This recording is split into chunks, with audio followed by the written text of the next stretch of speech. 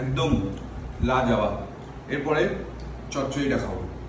তো নেক্সট যে আইটেমটা সেটা হচ্ছে এই চচ্চড়িটা ট্রাই করি আমি। এটা একদম প্রপার ভেজ, আলুগুলো দিয়ে। মধ্যমগ্রামের কিছু ফাস্টফুড সেক্টর মানে অনেকেই চেনো, যারা চেনো কমেন্ট বক্সে জানাতে পারো তোমাদের কেমন লাগে। হোম ডেলিভারি ব্যবস্থা, পুরোপুরি হোম ডেলিভারি। এনাদের কিন্তু দোকানের সামনে, যেটা আমি দেখালাম, দোকানের সামনে তোমার বিরিয়ানি, ফ্রাইড রাইস সব কিছু পাবে। সেটার ভিডিও আসছে খুব তাড়াতাড়ি। এটা বেশ মিষ্টি মিষ্টি, তার জন্য আমার ভালো লাগে। যারা ঝাল খাও তাদের জন্য এটা না। নেক্সট যে আইটেমটা কচুর লতি। আহা, লতি, চিংড়ি লতি। এই যে চিংড়ি রয়েছে দেখতে পাচ্ছ। ওফ,